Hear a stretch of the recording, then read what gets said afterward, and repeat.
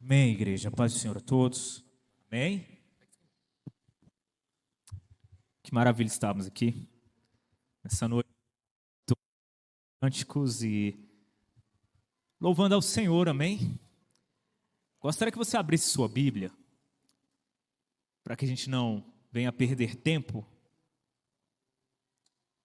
Lá em Hebreus, no capítulo 9, hoje é noite de Santa Ceia, a mesa está posta e nós vamos celebrar este momento em memória do Senhor. O que nós vamos falar hoje, igreja, é continuação do que a gente já falava em outros domingos.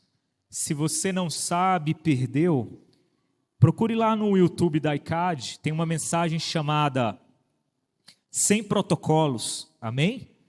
Lá você vai ver a primeira parte do que a gente está falando aqui. Não que você precise dela para entender o que vai ser dito aqui, mas para que o teu entendimento seja mais completo. Eu sei que às vezes os irmãos, nem todos conseguem estar aqui sempre. Então, se você quiser, a primeira parte do que a gente vai falar aqui está lá no YouTube da ICAD. O nome da mensagem é Sem Protocolos. Inclusive, foi o mesmo texto que a gente vai ler agora. Amém? Então, vamos abrir nossas Bíblias lá em Hebreus, capítulo 9. Amém? E na medida que você for abrindo, eu gostaria que você fechasse os teus olhos, e que a gente fizesse uma oração antes de lermos o texto bíblico.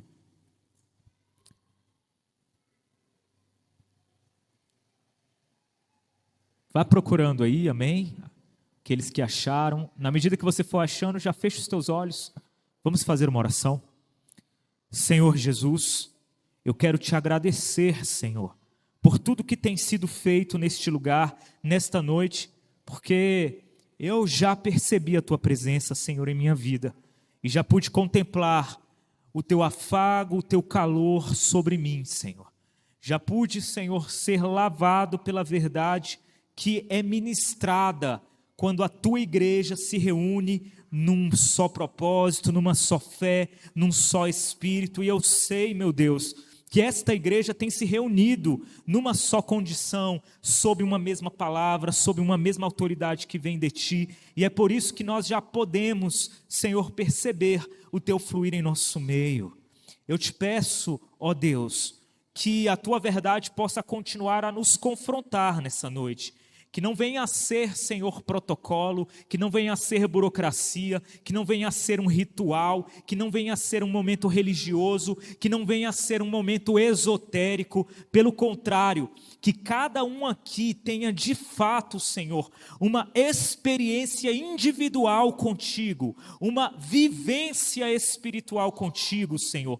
Que a tua mesa posta não seja mais um protocolo, pelo contrário, que ela seja realidade individual na vida de cada um que venha a participar com o coração aberto, Senhor, com a mente desarmada, com o coração entregue diante da tua presença.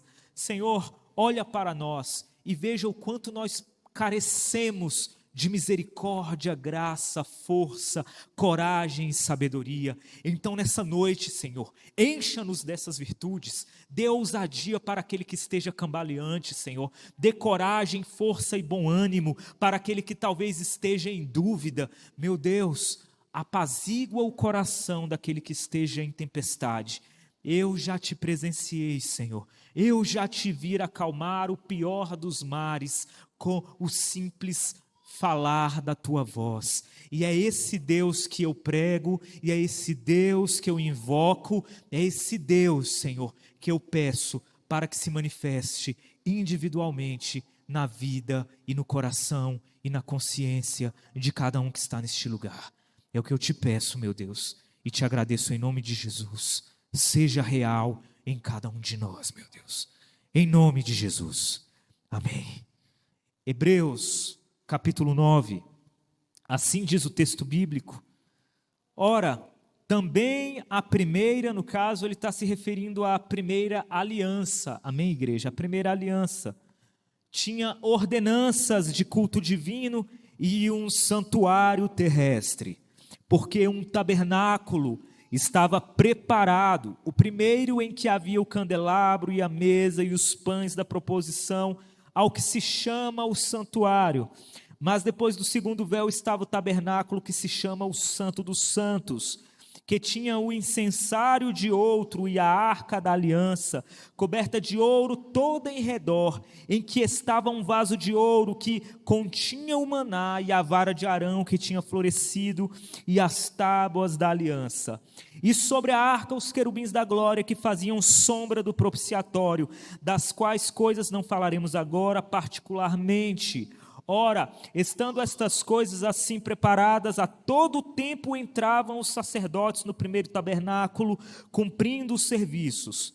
Mas no segundo, só o sumo sacerdote, uma vez no ano, não sem sangue, que oferecia por si mesmo e pelos pecados por ignorância do povo, dando nisto a entender o Espírito Santo que ainda o caminho do santuário não estava descoberto, enquanto se conservava em pé o primeiro tabernáculo, que é uma alegoria para o tempo presente, em que se oferecem dons e sacrifícios que, quanto à consciência, não podem aperfeiçoar aquele que faz o serviço, consistindo somente em comidas e bebidas e várias abluções e justificações da carne, impostas até ao tempo da correção.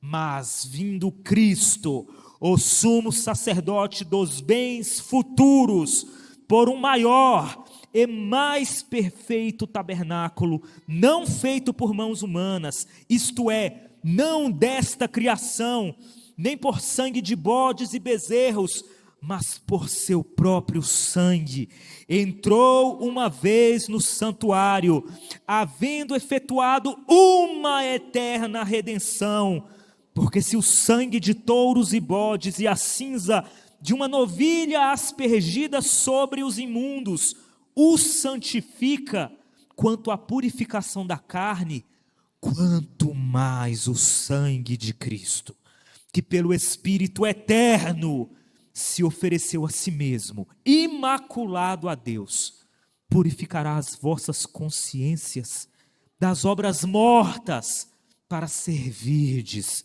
ao Deus vivo.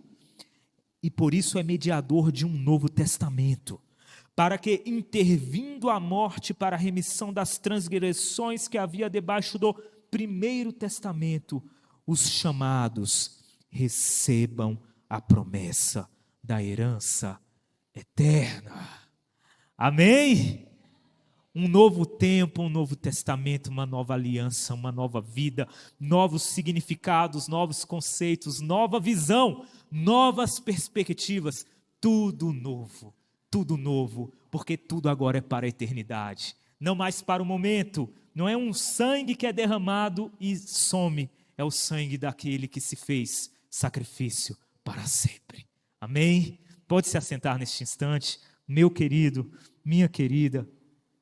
E eu não posso deixar de ler esse texto sem meu coração se estremecer, porque ontem o Jordani falava um pouquinho sobre a queda do homem, ele falava ali sobre a situação em que culminou com a queda do ser humano, ali no Éden, quando a mulher enganada, persuadida pela serpente, e o homem em sua omissão, ambos caíram e comeram daquele fruto.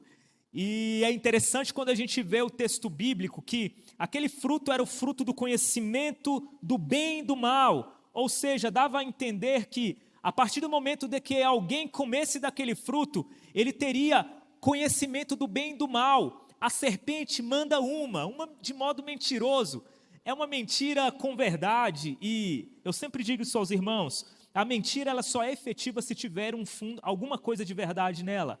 Uma mentira escancarada, uma mentira de modo assim, esculachado, ninguém acredita. Se eu falar para vocês que se eu jogar esse celular para o alto, ele vai pegar voo, uma mentira dessa, quem vai acreditar nela? Todo mundo sabe que é uma mentira escrachada, ninguém vai acreditar. A mentira que tem poder de destruição, a mentira que tem poder de morte, a mentira que tem poder de contaminação é aquela que ela tem elementos de verdade, só que você mistura os elementos reorganiza os elementos e você introduz uma nova tese, um novo argumento, uma nova narrativa, uma nova falácia, uma nova invenção. E aí a mentira se torna poderosa para destruir. E foi isso que a serpente fez. Ela meteu uma assim, ó, se você comer esse fruto aí, você vai conhecer do bem e do mal, tipo igual a Deus. E meteu essa no meio. Realmente, uma vez que se comesse daquele fruto, o conhecimento viria, só que não como Deus.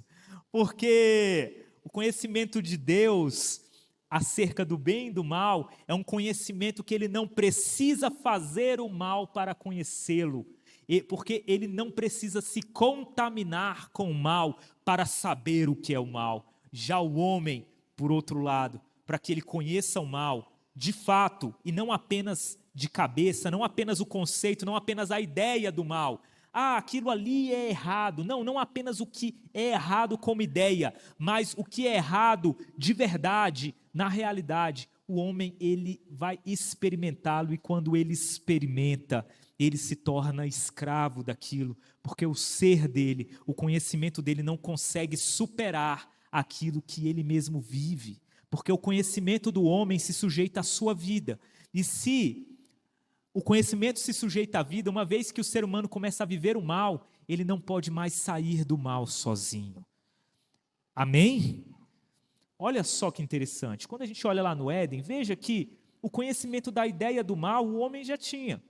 Porque quando Deus ele traz uma proibição, ele fala assim, ó, vocês podem comer do que vocês quiserem aqui. Você pode pegar daquele fruto, você pode pegar daquela árvore, você pode fazer o que você quiser aqui, meu jovem. Entretanto, se você comer daquele fruto ali, daquela árvore, você não pode comer. Você não pode comer daquela árvore. Naquele momento, o ser humano já sabia que se ele comesse daquela árvore, ele estaria praticando o mal. Ou seja, ele tinha a consciência, a ideia do mal. Entretanto, não bastava, o problema aqui não é a ideia do mal, o problema aqui é se tornar escravo do mal. E você se torna escravo do mal na medida em que você se submete, experimenta e vivencia o mal. Amém? Os irmãos estão entendendo o que está sendo dito aqui? Adão e Eva já tinham consciência da ideia do mal, mas eles não tinham experimentado aquela realidade. E veja que o conhecimento de algo tem tudo a ver com experimentar, viver, praticar, se submeter àquilo. Quando eles comeram daquele fruto, eles automaticamente, o conhecimento do mal passou a fazer parte da própria essência deles, da própria natureza, da própria existência deles. Tudo neles, a partir daquele momento, pulsava para o mal. É um conhecimento de essência, de vivência, de prática. Amém?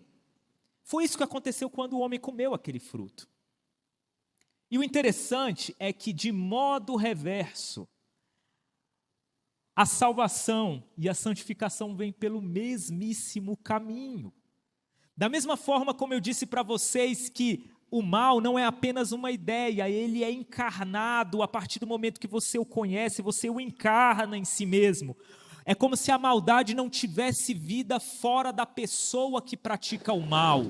O mal, ele só tem vida dentro daquele que pratica. É por isso que o campo de batalha, meu irmão, do diabo é a tua própria consciência, são as regiões celestes do teu coração, da tua consciência, do teu ânimo. De modo que se você retira isso do domínio dele, ele perde qualquer tipo de poder sobre ti, porque a única arma, o único campo de batalha no qual ele pode militar contra você é a tua própria consciência. O mal só se opera quando ele se encarna nas tuas veias e você então, submetido, escravizado, impulsivamente, você faz aquilo que é errado e vive de modo corrupto, indesejoso, vaidoso, egoísta, avarento, orgulhoso, ciumento, vingativo, rancoroso. Todas essas coisas que não é só a ideia disso, é quando isso gruda em você, igual uma mancha, uma nódoa, sabe? quando você está com uma blusa branca, tipo aquela do Levi ali, tipo aquela da Irisnet, quando vem aquela mancha de manga, meu jovem, que cai numa blusa branca dessa e não sai mais de jeito nenhum, aquela mancha se tornou a essência daquela blusa. Você pode fazer o que quiser, meu jovem, não vai adiantar, não vai adiantar. O que então a primeira aliança fazia? A primeira aliança, ela pegava essa blusa e ela cortava no local onde estava a mancha e ela colava um pano novo e ficava aquela coisa mais linda do mundo. Imagina a blusinha branca do Levi ali, ela com uma nódoa terrível. Então eu olho para o Levi e falo, cara, agora já era, você só tem essa blusa, e o que eu vou fazer então? Eu não tenho outra blusa, Levi, eu não tenho como te dar outra blusa. Então o que eu fazia? Vamos arrumar uma solução aqui, meu jovem. A gente pegava uma tesoura, cortava ali onde estava a nódoa, que era aquele sacrifício religioso, que era aquele ritual religioso, que era aquele momento obscuro, obscurecido. E eu pegava e colava um paninho branco novo. Só que a verdade é que ficava o trem mais esquisito do mundo.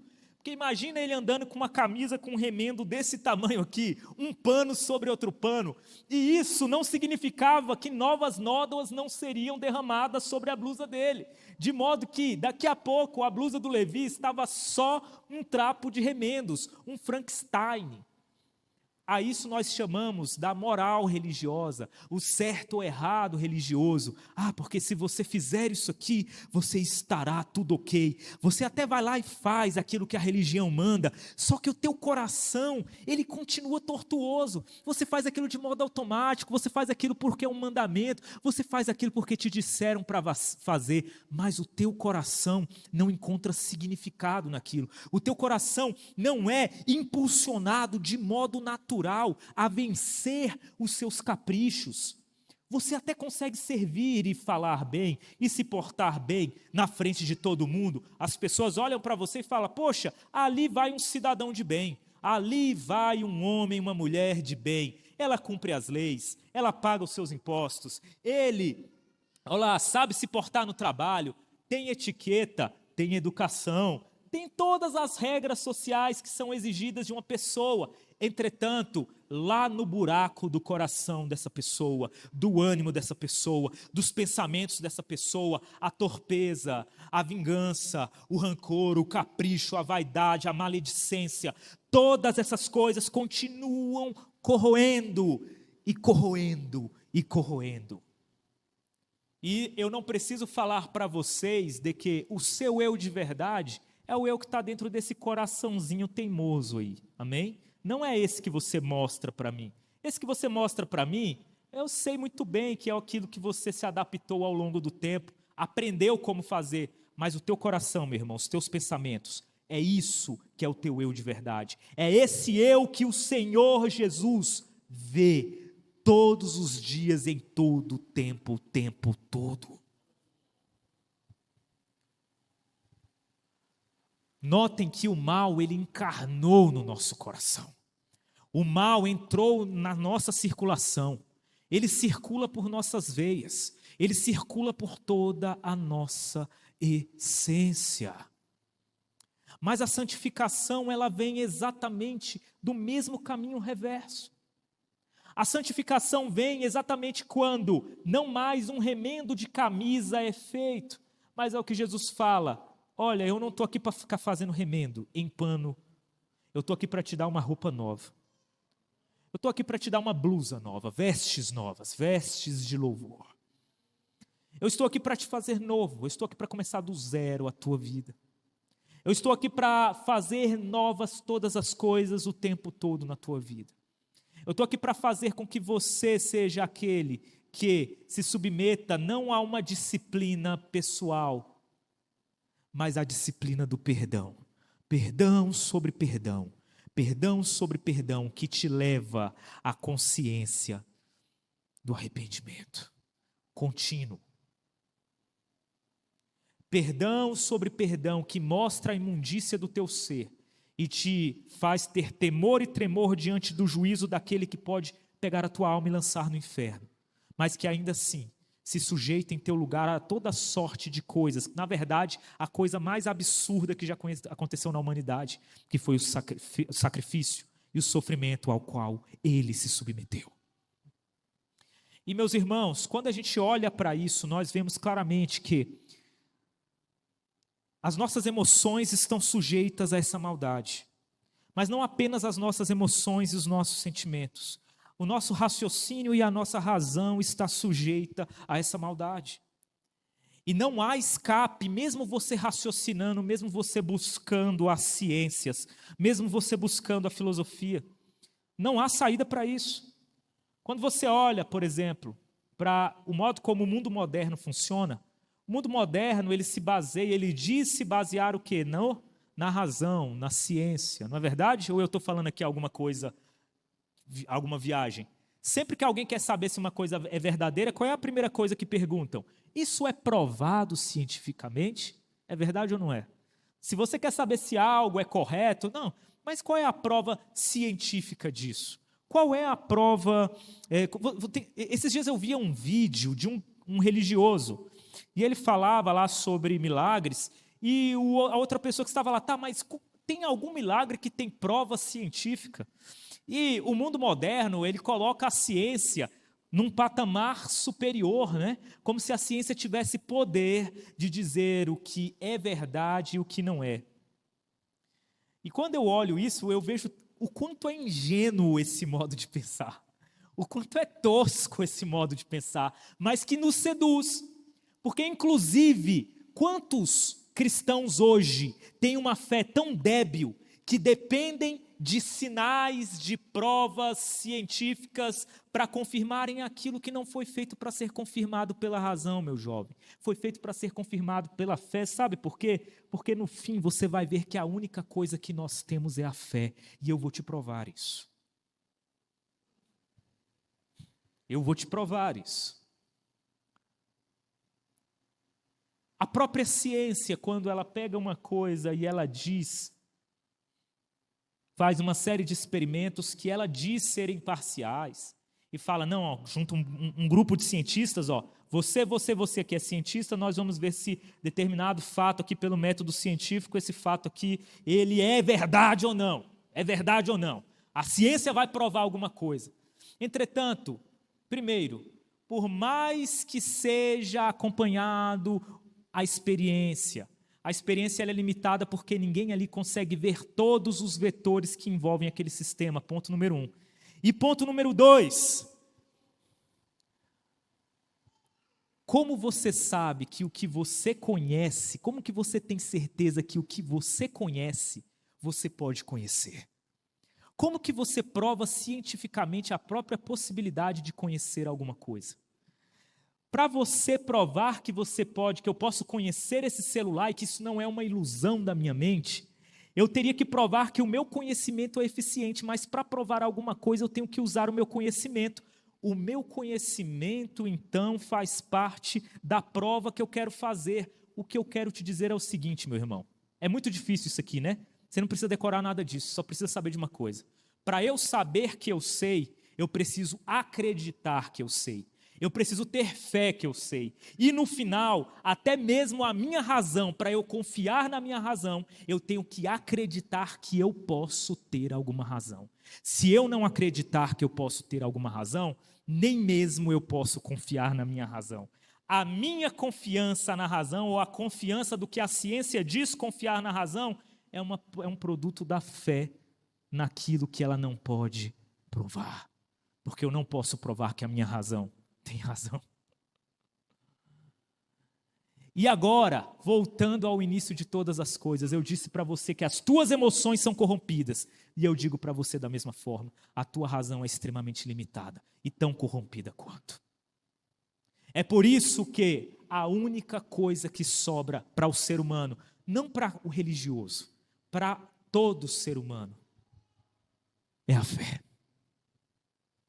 Sem fé é impossível agradar a Deus. Sem fé é impossível viver. Sem fé é impossível realizar e construir qualquer tipo de relação. Porque uma relação com outra pessoa depende da confiança e da expectativa que você lança sobre ela. E da expectativa, inclusive, que você lança sobre si mesmo, de que você será capaz de cumprir aquela relação. Um marido e uma mulher. O marido espera coisas da sua mulher e confia na sua mulher. A mulher espera coisas do seu marido e confia no seu marido. No fim, é fé, é confiança. É como Paulo fala, se Deus me permitir, né, eu sairei daqui e irei até lá. Mas eu sei mesmo se eu poderei fazer isso? Alguém aqui tem uma prova científica de que o sol nascerá amanhã? Alguém aqui tem uma prova científica de que o sol nascerá amanhã? Mas você vive em paz, sabendo que não vai explodir algo, ou que, não sei se você sabe, mas se o sol explodir, a gente vai levar 8 minutos para descobrir, porque são 8 minutos que levam para a luz do sol chegar na Terra. Ou seja, depois que o sol explode, você só descobre que ele explodiu 8 minutos depois. Você vive preocupado com isso, meu irmão? Alguém aqui vive preocupado com isso? Alguém aqui caminha, meu Deus, então eu vou deixar de me relacionar, vou deixar de trabalhar, porque vai que o sol explode e não nasce amanhã. Alguém aqui vive desse jeito? Sabe por quê?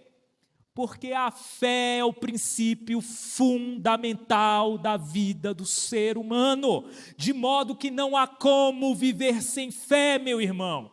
Nós vivemos numa era que relativiza a fé, que torna a fé em algo até mesmo estereotipado como tolo, como coisa de burro, coisa de gente que lá vai o cara da fé, sem saber que na verdade a fé é a única coisa que nos sustenta. Eu duvido da fé dos religiosos mesmo, porque eu sei também que boa parte daqueles que se dizem religiosos e cristãos, eles não têm fé convicta. O que eles têm é simplesmente um personagem que eles aprenderam a vestir. Eu já falei aqui sobre isso em outras pregações. Ele aprendeu a vestir o personagem do crente. Ele aprendeu a vestir o personagem do religioso, do cristão. Só que a fé não pulsa nele, porque ele está tão seduzido pelas coisas desta vida, que ele também só faz, vive, crê, acredita, fala, se comporta, se tiver alguma comprovação dessa ciência que eu acabei de falar, porque o coração dele, na verdade, também já está totalmente dominado pelo materialismo, pelo secularismo, pelas coisas deste mundo. Você está entendendo o que eu estou querendo dizer aqui? Eu não estou querendo que você consiga explicar tudo o que eu estou falando, mas o que eu estou te dizendo é o seguinte, meu irmão, você só tem a fé, e se você só tem a fé, por que você não se lança radicalmente na fé? Eu não estou dizendo que você tem que se lançar cegamente na fé, não é isso. Não no sentido que é dito isso. Porque a fé, ela não te cega, pelo contrário, ela te faz ver, ela amplia a sua visão. Todo o texto que nós acabamos de ler aqui em Hebreus 9, ele vai terminar lá em Hebreus 11. E o que está escrito lá em Hebreus 11, meus irmãos? O que está escrito lá em Hebreus 11, igreja? A fé é o quê? É o firme fundamento. Aqui é o Evangelho explicando a natureza do ser humano. A fé é o firme fundamento. Porque a vida do ser humano se baseia na fé, ainda que ele não admita isso. As coisas que são dadas para você ver e viver e experimentar, você nunca precisou de prova nenhuma delas para que lá no fundo do teu ânimo você soubesse que elas são. Uma criança busca o leite materno sem que ninguém diga para ela que aquele leite deve ser tomado e que ele contém um metabolismo biológico, uma composição química que melhora, que flui no metabolismo dela, e aí ela chega à conclusão racional de que eu tenho que tomar o leite. Claro que não! Mesmo para uma criança que ainda não tem a cabeça desenvolvida, vamos colocar assim, a inteligência desenvolvida, ela vive pela expectativa do que está fora do controle dela, mas que ela sabe que estará lá. Amém, igreja?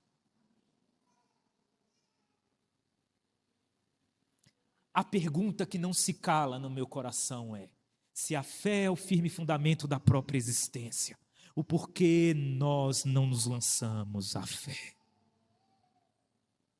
O porquê que nós não permitimos que a nossa visão seja ampliada pela fé.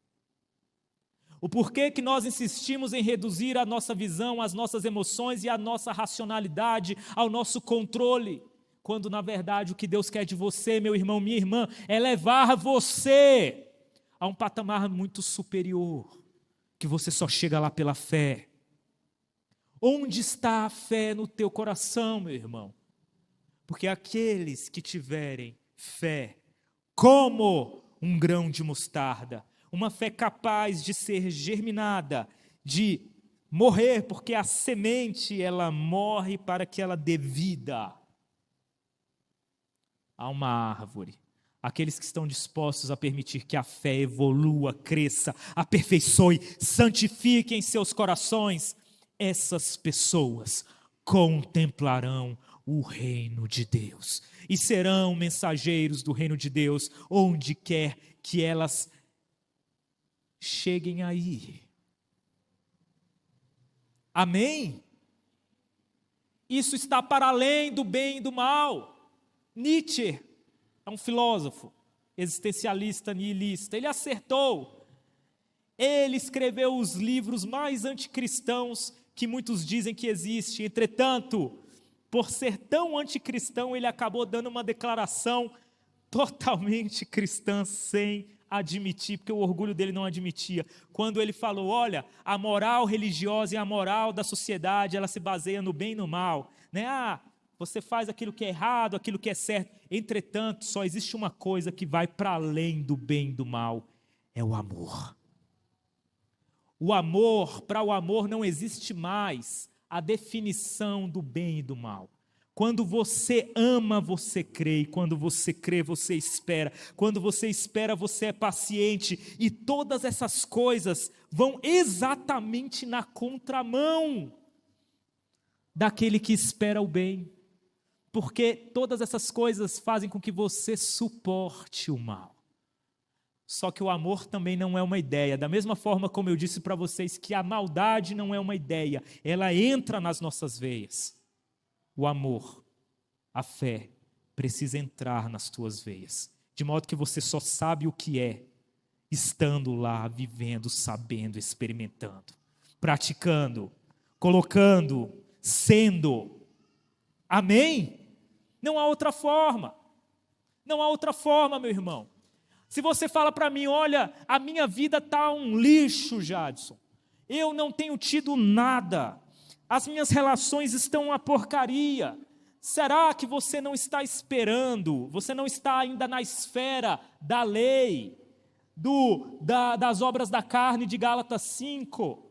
Será que você ainda não está ali na esfera da maldade, porque o teu coração ainda está oprimido pelo mal e se acha merecedor do bem de outro? Será que você ainda não está sendo só um escravo de uma expectativa que nem você mesmo consegue cumprir, meu irmão? E se você inverter o modo como você vê as coisas, e se você entende que essa maldade habita em ti, mas que ela pode ser retirada, transplantada de ti, que o bem pode ser enxertado em ti, que a tua vida se baseia no elemento fundamental da fé, se você se arriscar a se lançar na fé de cabeça e apenas esperar as consequências dessa fé, se for para reagir com mal, com paciência eu reagirei. Se for para reagir ao mal com longanimidade, eu reagirei. Se for para agir ao mal com benignidade, eu reagirei. Por quê? Porque se isso é crer, se isso vem da fé, e se a fé é o firme fundamento, e se no fim de todas as coisas é a fé que me move, então eu crerei nisso de todo o coração. Eu não inventarei desculpas, justificativas, para não fazer aquilo que o próprio Senhor Jesus quer que eu faça. Eu não sei onde isso vai dar, eu não sei onde o meu relacionamento vai dar se eu for tão radicalmente bom, se eu for tão radicalmente piedoso, se eu for tão radicalmente paciente, se eu for tão radicalmente fiel, eu não sei onde isso vai dar, mas se a minha vida é movida por fé, então eu crerei, eu vou viver isso, E o que vai acontecer, eu entrego nas mãos do Senhor, que Ele revele e mostre e construa os meus caminhos. Você está entendendo o que está sendo dito aqui, meu irmão? Eu estou te desafiando a viver por fé. Eu não sei onde isso vai dar, mas eu creio. E eu vou fazer. Ainda que todos os meus instintos digam que não, mas eu vou fazer, porque eu creio. Ainda que toda a minha emoção diga que não, minha emoção, esse oceano aí dos nossos corações, né? Que uma hora está lá em cima, outra hora está lá embaixo. Ainda que as minhas emoções digam para eu ir por determinado caminho, eu não as ouvirei. Ainda que eu somando 2 mais 2 igual a 4, a minha razão diga, cara, você vai quebrar a cara, você está se dando mal. Entretanto, eu não revidarei o mal, eu não me tornarei num antro de amargura, eu não me armarei para a guerra, quando aquele que disse para eu confiar nele, me disse assim, ofereça outra face, ande mais 1 milha, dê a outra túnica quando alguém eventualmente te tirar aquela. Eu escolhi viver radicalmente essa fé. Por quê? Porque no fundo tudo é fé.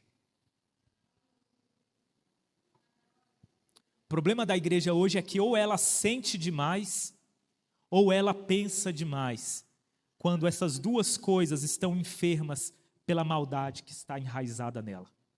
E ela não entende que só uma coisa pode pegá-la e tirá-la dessa submissão torpe ao mal, que é a fé, que é o amor, que é a esperança. Permaneçam nessas 3 coisas. Não é assim que o apóstolo nos disse? Permaneçam firmes. Em quê? 1 Coríntios capítulo 13. O que está escrito lá? Meus irmãos, a gente tem que voltar com a escola bíblica dominical aqui, pastor. O último versículo de 1 Coríntios capítulo 13. Permaneçam, pois, firmes na fé, na esperança e no amor. Porém, desses 3, o maior deles é o amor. Amém, igreja? Quando eu vos falo essas palavras, eu, na verdade, estou dizendo-as primeiro para mim. Eu estou falando isso primeiro para mim. E é uma coisa que o Espírito Santo tem me incomodado. Onde está a tua fé? Se você só vive por fé, então faça isso ser de verdade. Entre nessa aventura de viver pela fé, saindo do seu controle muitas das vezes, sem você saber o desfecho. Quando você vive pela fé, novas possibilidades se abrem. Quando você vive pela fé, novas aventuras surgem. E você não sabe o desfecho delas, porque você sai da sua zona de conforto. Não há como ficar na zona de conforto vivendo pela fé. Porque você não está mais naquele óbvio, naquela reação esperada. Amém? Você entende isso? Se uma pessoa, por exemplo, para se proteger de uma retaliação, ao invés de você mentir, você vai falar a verdade. Você não sabe qual vai ser a consequência daquilo, principalmente quando você errou. Mas por fé você vai falar a verdade e vai ver onde vai dar. Amém? Sai do seu controle, a sua razão te lança para a mentira. Esse negócio da razão te lançar para a mentira é tão interessante. Eu não sei se vocês sabem, isso já tem até um tempo, já tem mais de um ano. Tem mais de ano isso. Que uma das inteligências artificiais que tem sido desenvolvidas aí, os irmãos têm acompanhado.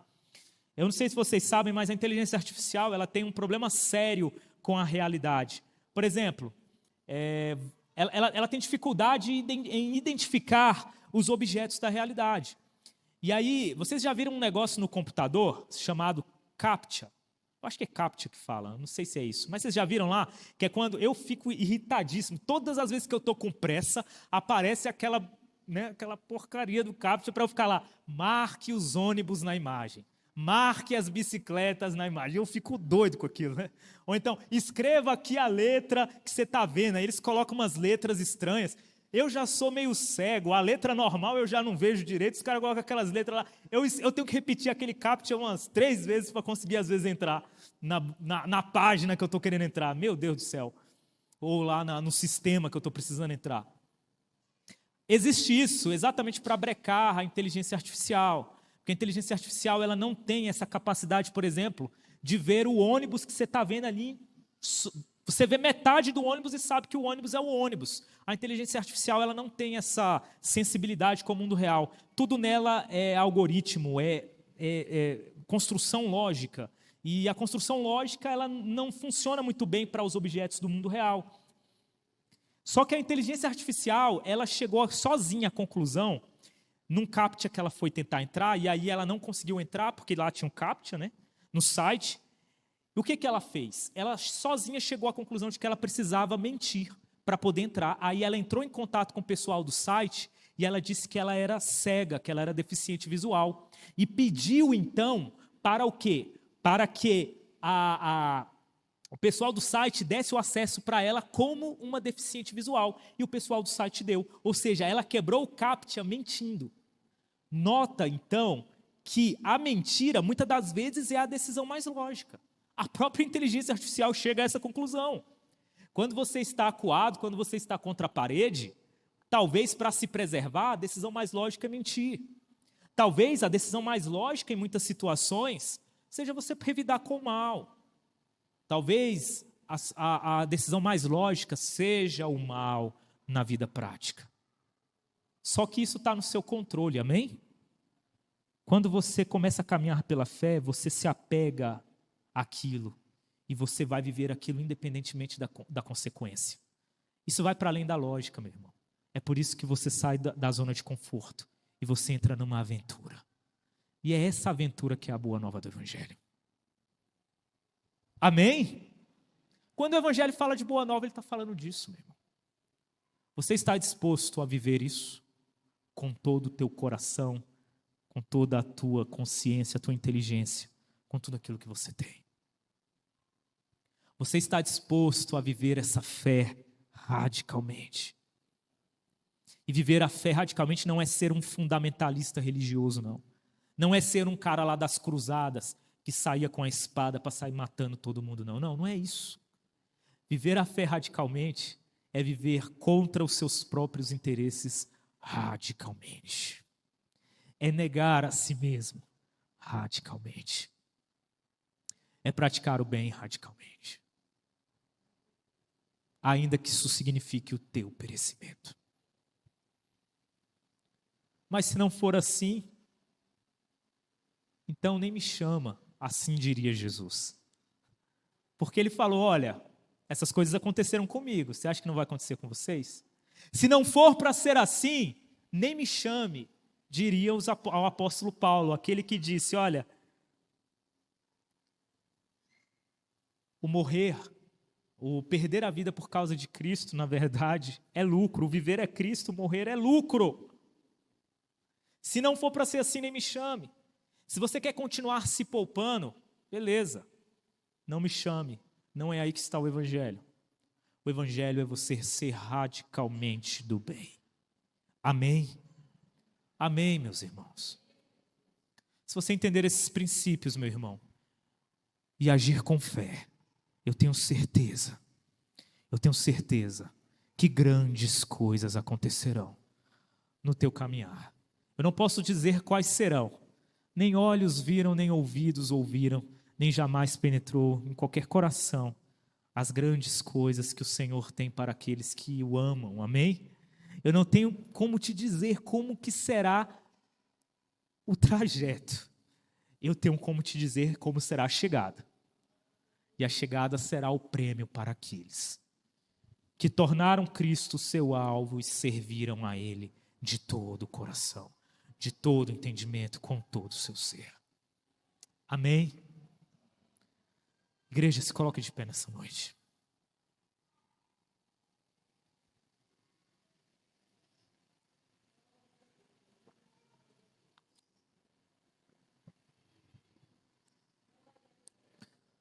Meus irmãos, nós vamos aqui do simples ao complicado, do complicado a gente volta para o simples, amém?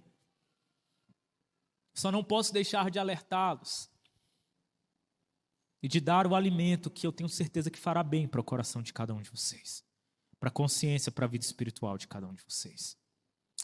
Quero convidar os obreiros neste momento a se retirarem e para poder lavarem suas mãos e a gente poder começar aqui a Santa Ceia.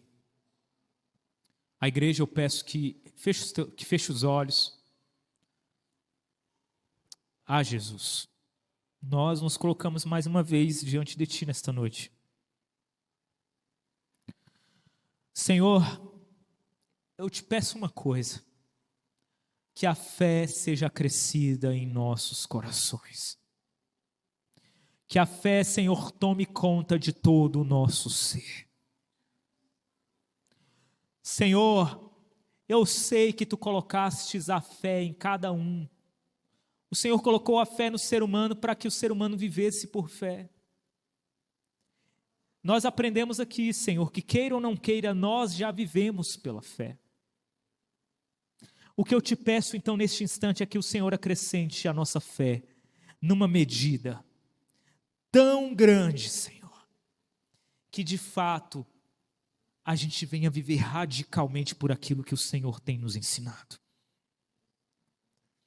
Que os nossos corações não esperem, Senhor, as coisas desta vida para praticarem aquilo que é o bem, porque o Teu amor tem nos chamado a viver, a praticar, a comer, beber, chorar, rir, experimentar, estar, Senhor, fazer tudo e todas as coisas para a Tua glória.